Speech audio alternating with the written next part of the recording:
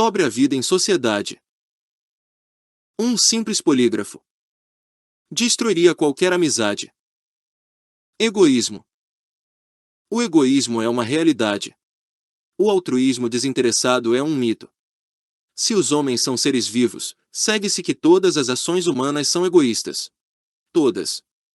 Aquilo que nos move é o interesse, e todo interesse é sempre próprio.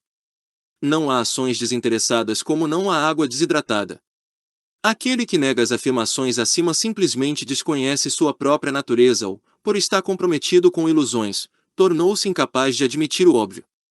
No cotidiano, julgamos o egoísmo algo ruim porque costumamos ter uma visão leviana do assunto. Vemo-lo superficialmente, inserido num contexto moral relativo. Em nossas mentes, egoísmo opõe-se a altruísmo como bem opõe-se a mal. Entretanto, quando analisamos o assunto com um pouco mais de atenção, constatamos que não há essa oposição. Percebemos que o egoísmo, sozinho, é o elemento central da vida. Isso deriva do fato de que a vida é egoísta em si mesma, objetiva e solitariamente egoísta, sendo evidente que, como não falamos de egoísmo num sentido moral, não há algo que contraponha essa realidade. Nesse nível, pelo mesmo motivo que não há como conceber o oposto de vida, não há como conceber o oposto de egoísmo. A vida é algo que existe e funciona apenas em função de si mesma. Não está inserida num contexto mais amplo que visa alguma espécie de equilíbrio. Assim, se a vida está encerrada em si mesma, sem qualquer objetivo além dela própria, estar vivo não tem contexto, não tem relatividade, a vida é seu próprio valor e sua própria medida. A vida somente diz respeito a si própria, não havendo fora dela algo que lhe seja positivo ou negativamente oposto. Mesmo assim, será quase automático pensarmos na matéria não viva como seu oposto. A matéria inanimada, entretanto, não se opõe à vida. Ela só pode ser entendida como algo que carece de vida. Nessa ótica, se a vida fosse representada pelo número 1, a matéria inanimada equivaleria a zero. Na realidade física inexiste a contraparte da vida, aquilo que equivaleria a -1. Não há uma antivida feita de antigenes altruístas. A própria morte não é mais que o retornar da matéria ao zero. Assim, não devemos entender o egoísmo da vida num sentido moral, como o oposto de fazer caridades, de filantropia. Não se trata de ignorar ou de ajudar os demais. Tudo isso são questões morais relativas à vida em sociedade. Não nos referimos ao interesse em nível subjetivo, mas ao interesse objetivo da vida por si mesma, ao egoísmo físico que genes manifestam ao construir corpos que trabalharão para perpetuá-los. No que diz respeito ao egoísmo da vida em si mesma, seria lógico inserir o altruísmo na equação. Logicamente, também parece estranho falar de egoísmo em nível objetivo. Entretanto, falamos de egoísmo apenas metaforicamente, pois, em si mesma, a vida é pura indiferença, como todo o resto do universo, como qualquer fato. Portanto, mesmo que não estejamos discutindo virtudes e vícios, ao analisar a mecânica da vida, o comportamento dos robôs que cria, vemos que ela exibe um perfil egoísta.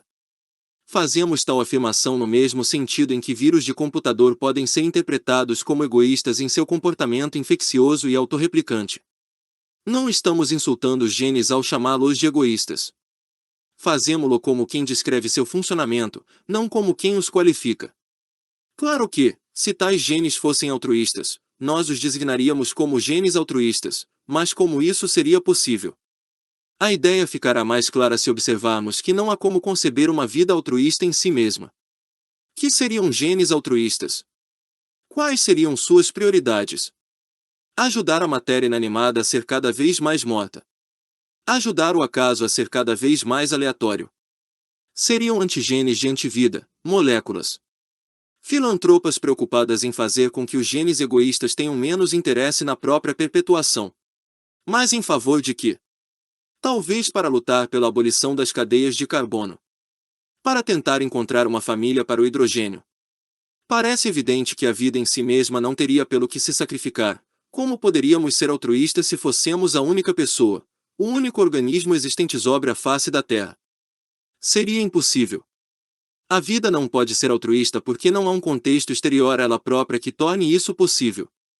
Portanto, não de virtudes, falamos de fatos amorais. Empregamos o termo egoísmo apenas para designar o perfil comportamental de um tipo específico de fenômeno material chamado vida. Fazemo-lo porque, ao abrir um dicionário, vemos que esse termo descreve perfeitamente bem a ideia que queremos transmitir, a de algo que só pensa em si mesmo. Não fosse esse o caso, inventaríamos outra palavra melhor, coisa que a ciência sabe fazer muito bem, mas simplesmente não houve tal necessidade. Estamos sendo insistentes nesse ponto para que consigamos situar o egoísmo da vida como uma realidade física, como um princípio objetivo de funcionamento, como um fato que pode ser demonstrado experimentalmente. Asterisco, asterisco, asterisco. Considerado em seu comportamento global, o egoísmo equivale à ética estrutural da vida, entendida como um sistema mecânico programado para a autoperpetuação. É em função disso que se define o que é certo ou errado para a vida em si, no sentido de servir ou não aos seus propósitos. Nessa ótica, o egoísmo é o valor genético supremo, algo que atravessa a vida de ponta a ponta, fazendo dela o que é, corre egoísmo nas veias da vida. Seu coração bate por interesse próprio e por ele apenas. O egoísmo, o amor próprio, norteia e mantém a vida funcionando. Esse é seu princípio, sua mola propulsora, seu único sentido possível. Sem meias palavras, o sentido da vida é continuar existindo. Porém, ao fazer tal afirmação, falamos de fatos materiais, não de intenções deliberadas. A vida não tem um objetivo existencial, apenas se comporta como se tivesse, pois o DNA está programado para propagar-se. Trata-se de um sentido puramente inercial, tornado autossustentável porque as informações codificadas em tais moléculas programam os organismos em função da própria perpetuação. Como a vida é baseada em informação autorreplicante, ela pode ser entendida como uma espécie de vírus da matéria. Esse vírus se reproduz porque funciona, e esse é o porquê de existirmos. Trata-se de uma maquinaria arquitetada para se reproduzir, e não há sentido algum para além disso, nem poderia haver. Seu sentido é autossustentável exatamente porque é circular. A vida se reproduz para continuar se reproduzindo porque está programada dessa forma, e qualquer outra programação causaria sua extinção. Obviamente, nada impediria que houvesse um tipo de vida que não estivesse programada de tal forma, porém o fato é que esta deixaria de existir rapidamente, restando apenas as que visam a eternidade. Trata-se de uma peneira bastante simples, mas que funciona muito bem, criando ao longo das gerações máquinas cada vez mais especializadas e eficientes na tarefa de perpetuar-se. Claro que, se todos os organismos atualmente vivos deixassem de se comportar em função da perpetuação, não haveria nada de errado nisso, mas a vida se extinguiria em pouco tempo, pois seria interrompido o contínuo que se iniciou há 3,5 bilhões de anos. Uma vez mortos, passaríamos a fazer parte da paisagem do planeta, pois não haveria sequer bactérias para nos decompor. A vida, portanto, só continuará a existir na medida em que permanecer egoísta em seu objetivo de eternizar-se. As que se desviarem desse caminho, que deixarem de ser egoístas, deixarão de existir em uma única geração. Isso deixa claro que não há opções, o egoísmo é imperativo à manutenção da vida. Na prática, a vida manifesta seu egoísmo ao jogar na existência, e uns contra os outros, organismos que cumprirão seus desígnios de autoperpetuação. A cadeia alimentar, em sua mecânica impassível, reflete o absoluto interesse da vida por si mesma. Perceba-se que, nesse esquema, a ênfase está nos genes, não nos indivíduos. Corpos individuais não passam de um joguete, de um meio que os genes utilizam para se lançar à eternidade. Devemos ver os organismos não como fins em si mesmos, mas como meios, como o resultado final das estratégias que os genes desenvolveram ao longo do tempo para se perpetuar. Asterisco, asterisco, asterisco. Vejamos agora a questão sob outra ótica. Considerando que a vida é um processo material, seu comportamento parece bastante insólito em relação à matéria não viva. Como seu sentido é circular, a vida tem o aspecto de um fenômeno megalomaníaco e autista, alheio a todo o resto do universo. Permanece sempre fechada no sistema que ela própria criou, e sequer dá pela existência do que está fora ponto a morte de uma estrela, por exemplo, não nos compadece. Por quê? Porque estrelas não têm DNA. Se a matéria inanimada estivesse, por assim dizer, passando fome, a vida não daria a mínima, pois só tem olhos para si mesma, para a matéria animada. Isso pela simples razão de que a vida está programada para dar importância apenas a si própria, para ter-se como finalidade última. Essa é a razão pela qual, além de egoísta, a vida também é o melhor exemplo possível de egocentrismo. Para percebê-lo basta observar que, quando a matéria toma forma de seres vivos, essa mesma matéria, antes inanimada, passa a considerar-se algo distinto, como se o resto do mundo material fosse o chão sobre o qual ela pisa. A matéria tornou-se vida, a medida de todas as coisas. Em todas as formas de vida, esse egocentrismo permanece absoluto, e nós não somos exceção. Por sermos seres humanos, nós também nos consideramos algo distinto da matéria inanimada, e nosso único motivo para isso é sermos herdeiros dessa tradição biológica. Seres humanos são importantes porque estão programados para se sentir importantes, e só. Não se trata de uma importância metafísica, mas de uma pré-programação genética. Como os genes são egoístas, movidos pelos próprios interesses e nada mais, é inevitável que os corpos que constroem sejam também egocêntricos e egoístas. Contudo, isso não significa que todos os organismos são eremitas, robôs solitários e misantropos. Sabemos que nós, na vida em sociedade, por motivos egoístas, por vezes manifestamos comportamentos altruístas, isto é, de autossacrifício. Por quê? Porque funciona. Os genes são egoístas, mas os corpos que constroem podem ser altruístas, desde que isso funcione. Apenas os genes são intrinsecamente egoístas. Os corpos que constroem, sendo programados em função dos interesses dos genes, podem ser individualistas ou coletivistas, solitários ou gregários. Apenas o fim, a perpetuação, está predeterminado. Os meios podem ser meios quaisquer. Portanto, desde que isso resulte em algum benefício à perpetuação genética, os organismos podem comportar-se como se não fossem egoístas, e isso de fato acontece. Voltando nossos olhares à natureza, fica óbvio que, em determinadas circunstâncias, é interessante a vida como um todo a estratégia de construir organismos capazes de ajudar uns aos outros no processo de sobreviver. Em nível individual, a prioridade não é ser egoísta, mas sobreviver e reproduzir-se. O egoísmo só é prioridade no tocante à perpetuação genética. Desse modo, sejam quais forem as circunstâncias, o egoísmo da vida em si mesma permanece absoluto, e a relatividade desse egoísmo só começa a existir a partir do momento em que consideramos a vida sob a perspectiva dos organismos particulares. Nesse sentido, como o egoísmo básico fica por detrás da vida individual, determinando apenas o objetivo essencial, mas não os meios de alcançá-lo, nada impede que na prática os indivíduos ajudem e sacrifiquem-se uns pelos outros, como também nada impede que tenhamos 3 olhos, que nos dediquemos a tarefas inúteis do ponto de vista evolutivo. Podemos ser otimistas ou pessimistas, eruditos ou ignorantes, contidos ou espontâneos. Isso são irrelevâncias. Os genes não se importam, desde que continuemos reproduzindo-os. Asterisco, asterisco, asterisco. Esclarecido o egoísmo objetivo referente à mecânica da vida, podemos agora abordar o assunto do ponto de vista social, ainda que não haja diferenças significantes.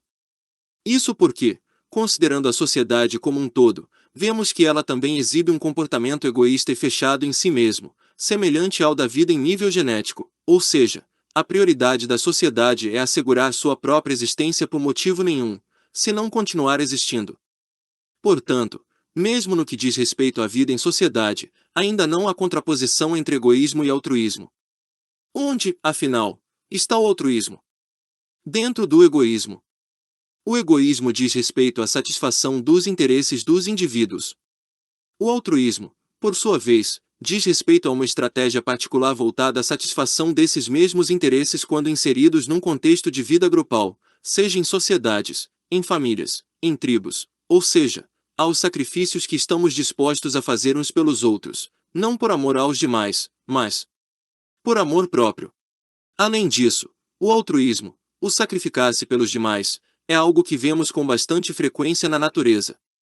Não se trata de uma exclusividade dos humanos, não fomos nós que o inventamos. O altruísmo existe porque é uma estratégia que dá resultados em nível genético, e o fato de nos sacrificarmos uns pelos outros na vida em sociedade nada mais é que uma repercussão disso em nível de organismos particulares. Mesmo que não admitamos, também é por interesse próprio que, em nossa sociedade, incentivamos o altruísmo. Fazemo-lo na esperança de domar e limitar o comportamento individualista e egocêntrico que, em excesso, a desestabilizaria. A sociedade incentiva o altruísmo com o fim egoísta de assegurar sua própria existência que, por sua vez, assegura a existência dos genes, que orquestram isso tudo por controle remoto. Parece haver uma grande aura mística em torno do altruísmo, mas isso ocorre apenas devido à propaganda religiosa que o deturpou com seus devaneios. Num sentido amplo, a essência do altruísmo é simples. Resume-se ao que conhecemos por consciência social. Através dela os indivíduos tornam-se conscientes de que, ao prejudicar a sociedade, o meio em que vivem, estão cuspindo no prato em que comem. Tornam-se conscientes de que, ao sacrificar-se por ela, estão ajudando-se indiretamente. O altruísmo pode, portanto, ser visto como a relativização de um egoísmo particular em favor de um egoísmo coletivo. Como se trata de uma abordagem que visa um benefício indireto, e sem garantias de retorno, deve ser usada com bastante critério, ou poderemos não colher os benefícios que esperamos. O altruísmo não é algo a ser empregado gratuitamente, mas apenas nas situações em que a reciprocidade provavelmente produzirá melhores resultados. Às vezes pensamos no altruísmo como algo desinteressado apenas porque, por se tratar de um investimento indireto, é comum perdermos de vista os interesses visados implicitamente, mas eles sempre estão lá. Asterisco, asterisco, asterisco. Na vida em sociedade, por vezes os indivíduos agem egoisticamente por não conseguirem enxergar as coisas em perspectiva ou em longo prazo. Porém, na maioria dos casos, temos consciência disso tudo, mas simplesmente estamos mais interessados em nossa satisfação imediata, que é garantida, mesmo que isso ocorra em detrimento dos demais. Se, por exemplo, acendemos um cigarro em meio à rua, sabemos que estamos poluindo o ar da sociedade, mas sabemos também que isso não nos trará quaisquer consequências dignas de nota. Se, por outro lado, estivermos num quarto fechado, essa poluição nos afetará diretamente, e será nosso interesse imediato evitá-la. Poderíamos, é claro, fazê-lo abandonando o vício, mas como isso seria muito custoso, preferimos ser práticos, deixamos a janela aberta. O mesmo vale para nosso comportamento em relação aos que nos circundam, sacrificamo-nos o mínimo possível, priorizando sempre nosso interesse imediato. Pensemos agora em lixo. Normalmente não vemos problema algum em jogar lixo na rua. Porém, quando todos passam a fazer o mesmo, o lixo começa a aparecer em nossas calçadas, e isso se torna um problema nosso. Como somos egoístas e imediatistas, é inevitável que só nos preocupemos com esse tipo de coisa quando ela nos afeta, quando não podemos despejar nosso lixo no quintal dos vizinhos sem que o mesmo ocorra conosco. Assim, quando manter-se egoísta se torna uma estratégia insustentável, relativizamos nossos interesses e passamos a levar em consideração os interesses e o bem-estar do próximo, pois somos também o próximo de outrem que é tão egoísta quanto nós. Nessa situação, tornamo-nos altruístas, passamos a nos preocupar com o todo, não por caridade, mas porque também fazemos parte desse todo. O altruísmo, como vemos, é apenas o nome que damos a um comportamento egoísta socialmente estratégico dentro do qual o bem-estar dos demais é levado em consideração porque nos beneficia indiretamente. Então, não como um fim em si mesmo, o comportamento altruísta começa a existir somente como um apêndice muito particular, como uma sofisticação do egoísmo. Tentemos elucidar esse processo de relativização de interesses imediatos. Um indivíduo pode, por exemplo, ser muito rico, absolutamente rico. Suponhamos que tem em suas mãos todas as riquezas do mundo, e que não queira compartilhá-las com ninguém. Isso faz com que os demais sejam absolutamente pobres. Dinheiro, entretanto, não se come, e um indivíduo, sozinho, é incapaz de proporcionar-se tudo aquilo de que precisa para sobreviver na sociedade. Alguns dos indivíduos absolutamente pobres, agricultores, por exemplo, serão incapazes de comprar sementes, adubos e outros elementos necessários para cultivar plantações e prover alimento à sociedade. Nessa situação, se o rico não for altruísta, todos morrerão de fome. Então, tendo em vista seu bem-estar, ele se sacrifica, tira de seu próprio bolso a quantia necessária para que os agricultores tenham meios de manter a sociedade abastecida de alimentos. Nessa situação, em função de seu interesse comum de sobreviver, ambos trabalharam em conjunto, o rico se dispôs a pagar, os agricultores se dispuseram a plantar, isto é, houve uma negociação entre ambas as partes, que decidiram cooperar, relativizando seus interesses imediatos em função de seu bem-estar de longo prazo. Claro que os indivíduos em relação aos quais o rico se comporta de modo altruísta são um meio para seus fins egoístas, através dos quais sua barriga permanece cheia. Ele leva em consideração os interesses dos demais porque depende deles para satisfazer os seus próprios. O mesmo vale para os agricultores, que trabalham para garantir seu sustento, não porque adoram alimentar a humanidade. Houve, é claro, mais sacrifício por parte do rico, mas ele simplesmente não tinha escolha. O egoísmo, como vemos, não é um problema, mas a essência da vida. O altruísmo, por outro lado, não é a solução para todos os problemas, mas apenas uma estratégia para solucionar um tipo particular de problema, e só é útil em doses moderadas. Altruísmo exclusivo não é uma estratégia socialmente ou evolutivamente estável. Para exemplificar, suponhamos que a sociedade inteira houvesse se tornado exclusivamente altruísta. O que ocorreria? Apenas uma terceirização dos problemas. Resolveríamos os problemas dos demais e eles os nossos. Porém, em algum momento, surgiria em alguém a brilhante ideia de tornar-se egoísta e não resolver problema algum enquanto os demais resolvem os seus. Assim, sentindo-se tapeados, os altruístas parariam de solucionar os problemas dos indivíduos egoístas. Nessa situação, como a reciprocidade foi rompida, vendo seus problemas apenas se acumulando, os altruístas teriam de se tornar também egoístas e resolver eles próprios seus problemas, já que confiar cegamente nos demais deixou de ser uma estratégia estável, capaz de assegurar sua existência. O sistema altruísta entraria em colapso.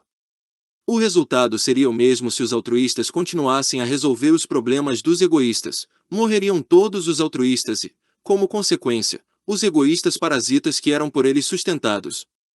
Isso explica por que sistemas puramente altruístas são altamente instáveis. No mais, também podemos perceber que é por interesse próprio que damos as costas àqueles que não retribuem nossos favores. Despejar filantropia gratuita naqueles que não retribuirão coisa alguma, seja para nós, seja para a sociedade, pode parecer virtuoso, mas só contribuirá para a decadência do sistema social. Numa ótica mais ampla, a ilustração seguinte será suficiente para entendermos com maior clareza o humilde papel do altruísmo quando comparado ao do egoísmo. Suponhamos que a vida fosse um edifício. Qual seria sua estrutura? Puro egoísmo, do alicerce ao topo. O altruísmo só diria respeito, por exemplo, à boa utilização dos elevadores. Situado dentro dessa megaestrutura, o egoísmo ao qual nos referimos no cotidiano como oposto de altruísmo reduz-se a um detalhe ínfimo, uma coceira, uma banalidade a qual só damos importância porque nos causa inconveniências pessoais. Equivaleria, por exemplo, ao egoísmo dos que apertam todos os botões de um elevador para aborrecer os vizinhos, ou dos que apertam o botão de emergência apenas para poder satisfazer suas fantasias sexuais. Nesse edifício teríamos também, é claro, aquelas almas guiadas por valores elevados de caridade. Entidades que, num mundo material, sabe-se lá como, vivem desprendidas do materialismo. Consideram-se virtuosas ao usar as escadas, pois isso permite que os demais utilizem os elevadores mais eficazmente, ou então lubrificam secretamente as engrenagens do sistema em meio à madrugada. Sempre fazem questão de que tais fatos sejam mantidos em sigilo, pois virtudes anônimas são muito melhor vistas aos olhos da consciência tranquila. Contudo, como tais indivíduos estão apenas preocupados em ser virtuosos, não em ser úteis, é comum que usem as escadas até quando o elevador está desocupado. Assim, em sua missão paranoica de se tornarem os melhores filantropos do edifício, acabam perdendo o contato com a realidade, e a existência toda, a essência do edifício por inteiro, resume-se então à não utilização de elevadores. Para nossos fins, o egoísmo está suficientemente bem explicado. Percebemos que o egoísmo é intrínseco à vida, algo dentro do qual o altruísmo se situa apenas como uma particularidade, um braço desse mesmo egoísmo. O altruísmo se trata somente de um egoísmo sociável e bem educado, que sabe reconhecer voluntariamente quando convém relativizar a satisfação imediata em função de interesses de longo prazo. Desse modo, Assim como egoísmo não tem relação com vício, altruísmo não tem relação com virtude. Na prática, o que entendemos por egoísmo num sentido vulgar é apenas inépcia social. Asterisco, asterisco, asterisco. Façamos, por fim, alguns comentários sobre o altruísmo dito puro que hoje se encontra na moda das virtudes espirituais. Se, por um lado, o egoísmo é uma realidade, por outro, o altruísmo, quando visto como um exercício de caridade, de amor ao próximo, nunca é mais que um passatempo de moralistas desocupados e carentes. Mestres do desnecessário, tais indivíduos são gratuitamente caridosos porque isso fecham aos olhos do bom Deus, coisa que talvez lhes renda melhores condições de vida no além-túmulo. Não temos nada contra o altruísmo, mas seu valor é por demais exagerado. Admitimos que a cooperação, que a ajuda recíproca, seja conveniente em certas circunstâncias. Até concedemos que a caridade possa ser prazerosa pela sensação de superioridade que proporciona. Mas é impensável que exista o que denominam altruísmo desinteressado. O que existe é interesse egoísta pelos demais, mesmo que com fins caridosos, coisa muito diferente de desinteresse. O prazer que alguns encontram na bondade, outros encontram na maldade. Mudam os meios, mas o fim é exatamente o mesmo prazer egoísta, a mesma satisfação pessoal. Se, por exemplo, ao ajudar as pessoas, sentíssemos o mesmo prazer que ao fazer sexo, não é óbvio que as ajudaríamos. Não as ajudaríamos loucamente, sem esperar recompensas. É exatamente esse o caso. A bondade é tão egoísta quanto a maldade.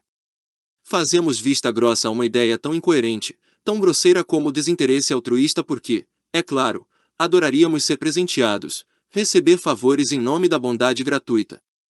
Simpatizamos com os que querem nos ajudar. Trata-se de algo que consideramos bom porque esperamos ser beneficiados, não porque faça sentido. Alguns poderão até pensar que o desinteresse absoluto é impossível, mas podemos demonstrar facilmente o contrário com nosso absoluto desinteresse pelas explicações através das quais tentamos demonstrar que não há egoísmo no fato de terem interesse naquilo que lhes interessa, desde que isso ocorra caridosamente. Somente daremos atenção ao que dizem quando passarem a fazer favores àquilo que realmente não lhes interessa, como pedras, por exemplo. Quando encontrarmos alguém doando sangue a uma árvore, isso sim nos parecerá um altruísmo desinteressado. Contudo, se os filantropos do transcendental, motivados por crenças metafísicas estúpidas, quiserem declarar que a verdade está dentro de suas cabeças para nunca precisarem abrir os olhos aos fatos mais elementares, amém a isso, que neguem a si próprios até se tornarem unos com a ignorância. Notemos também o seguinte. É muito comum entre espiritualistas a afirmação de que a caridade é um fim em si mesmo, que a compensação da virtude é a própria virtude. Se assim fosse, ótimo, que tragam os presentes. É o que dizem, é o que gostariam que pensássemos a seu respeito, mas as coisas não são tão simples assim. Há motivos inconfessos. Os militantes do altruísmo desinteressado não são atiradores, não professam uma filantropia cega que ocorre sem mais nem menos. Não se trata de uma bondade restrita, há critérios, condições, estratégias. Por exemplo, embora se digam desinteressados, é comum que, em troca de favores concretos, esses seres benevolentes se achem no direito de alugar nossos ouvidos para propagandear suas ideologias de raquitismo afeminado. Ademais, consideram-se distintos, exigem que todos os caridosos sejam tratados com distinção pelo que fazem. Podem não pedir recompensas na mesma moeda, mas não admitem que sua virtuosidade seja desdenhada. Querem dar status à sua virtude para que isso os beneficie diretamente. Nisso está a chave para entendermos seu interesse secreto. Seu altruísmo coloca uma carta em suas mangas. Assim, na primeira ocasião em que for conveniente, jogarão esse coringa à cara dos demais, ou mesmo à própria cara, para desculpar-se de seus vícios ou para conseguir benefícios quaisquer. Tanto quanto podemos perceber, é óbvio que esses altruístas espiritualizados estão em busca de imunidade moral e reconhecimento, e para tal fim a caridade é o meio mais bem aceito modernamente. Através dela conquistam a boa opinião dos demais ou, alternativamente, dão-se como presente uma boa opinião sobre si mesmos. Portanto, quando alguém fala que egoísmo é ruim e que altruísmo é bom, esse é alguém que simplesmente não sabe do que está falando. É provável que só esteja tentando se elogiar porque reserva algumas horas por semana para distribuir sopa para mendigos. Não demos ouvidos a esse contrassenso, pois equivale a esquecer o oceano de nossas vidas para priorizar uma miserável gota que se perdeu do todo para poder elogiar-se em segredo. O egoísmo existe por si mesmo, mas o altruísmo não. Este surgiu apenas como algo subordinado ao egoísmo, não como o seu oposto. Mesmo num sentido moral, a utilidade do altruísmo é evidente, mas a do egoísmo é infinitamente maior.